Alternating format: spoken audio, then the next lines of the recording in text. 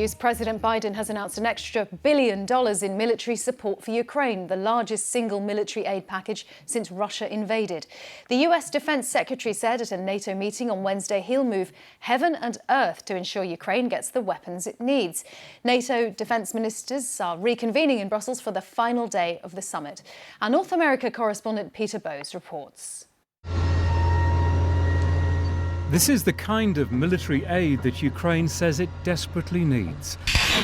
A $1 billion package that includes longer-range rocket and missile systems.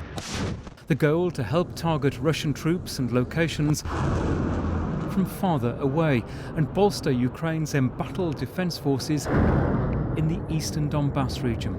It's a pivotal moment in the war, according to the US Defence Secretary Lloyd Austin, who's been speaking to a meeting of NATO defence ministers in Brussels. We're going to continue to work hard to move things, as much capability as we can, as fast as we can, and to ensure that Ukraine can be successful on the battlefield. He said Russia had shifted its focus to the Donbass, and the challenge facing Ukraine could not be underestimated.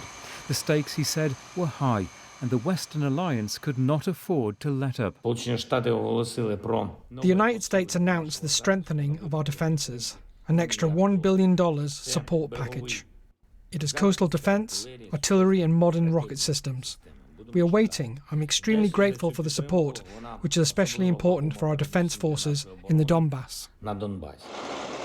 The war is at a critical stage in eastern Ukraine, but the latest US assessment of Russia's advances suggests Moscow's forces are facing a raft of problems. The advances that the Russians have made have been very slow, a very tough slog, very severe battle of attrition, almost World War I-like, and the Russians have suffered tremendous amounts of casualties.